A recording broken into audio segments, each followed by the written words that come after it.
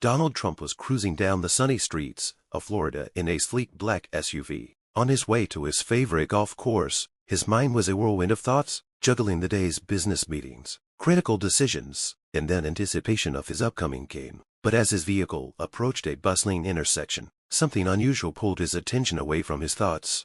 There, sitting on the sidewalk, was an elderly man. His clothes were tattered and worn, his beard unkempt, and his eyes filled with weariness. Next to him, a crumpled cardboard sign read, "Homeless, served in the Army. Need help?"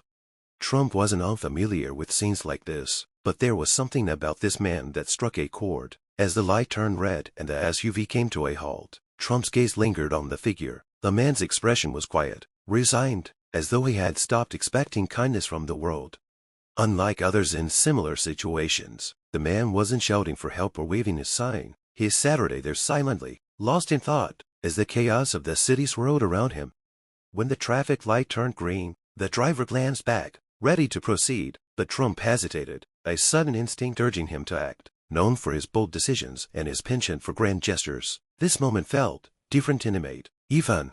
"Pull over," Trump said, his voice firm. The driver shot him a questioning look but obeyed, pulling the SUV over a few feet from where the man sat. Trump stepped out of the vehicle, his presence catching the attention of passersby, flanked by their bodyguards. He approached the man. "Hello there," Trump said, his voice cutting through the noise of the intersection. "What's your name?" The man looked up slowly, squinting at Trump in surprise. Jim Wilson," he replied cautiously. "You served in the Army, didn't you?" Trump asked, his tone even yet probing. "Yes, sir," Jim replied, nodding. 3 years, but that was a long time ago." Trump paused for a moment, taking in Jim's worn appearance. Then, with a determined expression, he said, "I'm going to change your life today." Jim blinked, unsure if he had heard correctly. "What do you mean?" he asked, his voice laced with disbelief. "I'll show you," Trump said with a faint but sincere smile. Without waiting for a reply, Trump gestured for his driver and began speaking to him in low tones. Jim watched the interaction, bewildered. Was this some sort of publicity stunt, a hidden camera show? He couldn't comprehend why someone as high-profile as Trump would stop and talk to him. After a few minutes, Trump returned to Jim's side, his expression serious. "I've seen a lot in my life," he said, "but it's wrong for someone who served their country to end up like this." Jim looked down, his throat tightening. He had been living on the streets for 3 long years, with no family to turn to and no steady job to rely on. His life had spiraled into survival mode. His time in the Army felt like a distant memory, overshadowed by years of hardship. Trump continued, his voice steady. "I'm not just going to hand you some cash and walk away. I'm offering you a fresh start." Jim's eyes widened. "A fresh start," he repeated, his voice trembling with a mix of hope and skepticism. Trump nodded. "I'll take you to a place where you can rebuild your life. I'll make sure you have a roof over your head, a job, and the respect you deserve. No one who served this country should end up like this." Jim's voice wavered as he asked, "But why? Why would you do this for me? I'm just a nobody." Trump's expression softened, his gaze unwavering. "You're not a nobody, Jim. You're someone who gave everything for this country. That makes you somebody, and you deserve better." For the first time in years, Jim felt a flicker of hope. He had heard empty promises before, but something about Trump's tone convinced him this time might be different.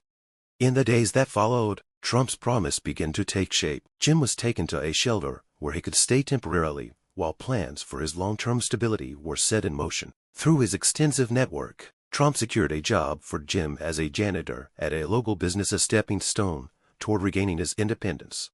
But Trump didn't stop there. Recognizing the emotional toll Jim's experiences had taken, he arranged for him to attend therapy sessions to address the trauma of both war and homelessness. Trump also connected Jim with a veterans organization that could provide continued support and resources for the rest of his life.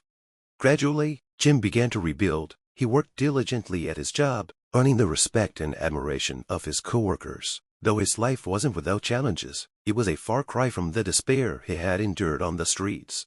One evening, after a long day at work, Jim stood outside his modest apartment and gazed up at the sky. He thought back to the moment Trump had stopped his car and promised to change his life. Those words, "I'm going to change your life today," had become a turning point, a beacon of hope in his darkest hours. Jim smiled softly to himself, a sense of peace settling over him. He realized that no matter how lost he had felt, he was never truly alone. Sometimes, the right person steps into your life at exactly the moment you need them most, and everything changes. For Jim, the future no longer seemed bleak. It was bright and filled with endless possibilities. Thank you for watching till the end. I hope you enjoyed this story. If you did, don't hesitate to like the video and share it with your friends. To subscribe to our channel and turn on the notification bell for more fascinating stories. Have a nice day.